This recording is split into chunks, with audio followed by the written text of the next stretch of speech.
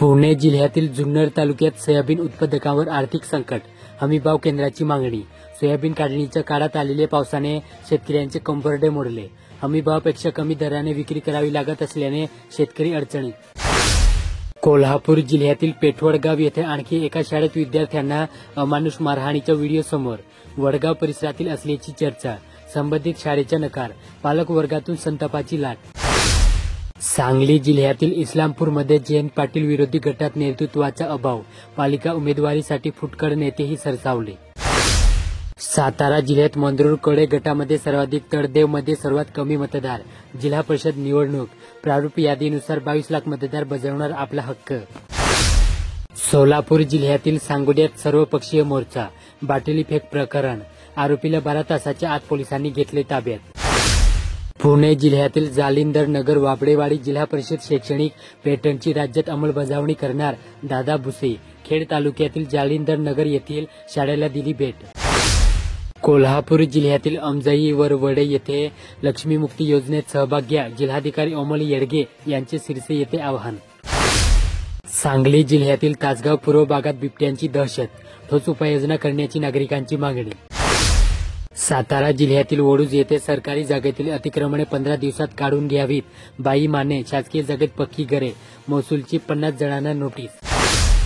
सोलापूर जिल्ह्यात कधी नव्हे इतका पाऊस यंदाच्या मे, ऑगस्ट व सप्टेंबर महिन्यात पडला असून जवळपास 30,000 हेक्टर क्षेत्रावरील पिकांचे नुकसान झाले.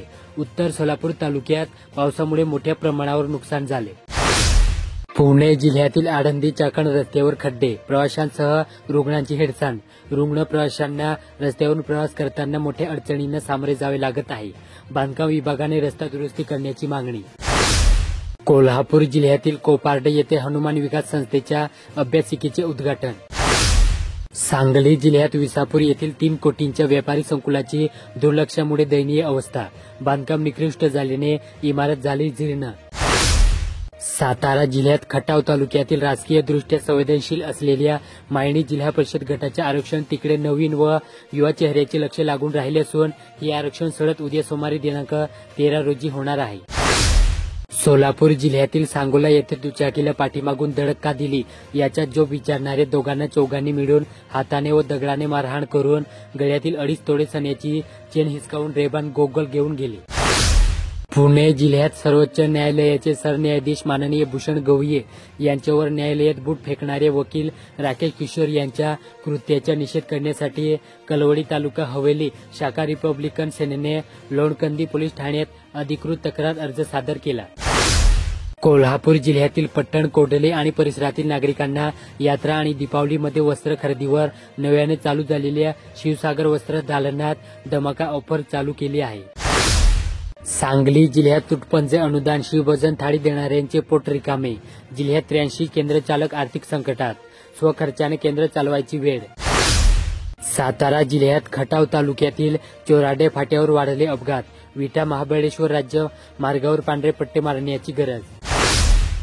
सोलापूर जिल्ह्यातील माळशिरस तालुक्यातील भाजप नेतृत्व सातपुते यांच्याकडेच. पालकमंत्री, भाजप पदाधिकारी व कार्यकर्त्यांशी संवाद. पुणे जिल्ह्यातील सासवड येथे हातपंप देखभाल दुरुस्ती संघटना.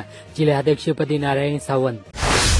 कोल्हापूर शहरातील पाणी टंचाई दूर करण्यासाठी शिंगणापूर आणि नागदेववाडी पंपिंग स्टेशनरीमध्ये नवीन पंप बसवण्यासाठी 3,60 लाख रुपयांचा निधी जिल्हा नियोजनामधून मंजूर करण्यात आला. यामुळे शहराला सुरळीत पाणी पुरवठा होण्यास मदत होणार आहे. सांगली जिल्ह्यातील कुंडल वाजर रस्ता गेला चोरीला. महामार्गावर महिलांचा चक्का जाम. किसान सभा महाराष्ट्र राज्य भारतीय महिला फेडरेशन रस्ते प्रश्नी आक्रमक. सातारा जिल्ह्यात गोळीबार मैदान परिसरात नागरिकांना शुक्रवारी मध्यरात्री पुन्हा बिबट्याचे दर्शन झाले. शिवप्रेमी कॉलनीतील सुवर्ण पाटील यांच्या घरासमोरील सीसीटीव्ही कॅमेऱ्यात दिनांक 10 रोजी मध्यरात्री बिबट्या स्पष्टपणे दिसला. सोलापूर जिल्ह्यातील बार्शी येथे खाऊच्या पैशातून त्याचबरोबर पूरग्रस्तांना मदत म्हणून शेजारी, शिक्षक, गाडीवाले, नातेवाईक, मित्र परिवार यांच्याकडून मिळालेली मदत यातून पूरग्रस्त विद्यार्थ्यांनी बार्शी तालुक्यात कांदलगाव येथे शैक्षणिक साहित्याचे वाटप केले.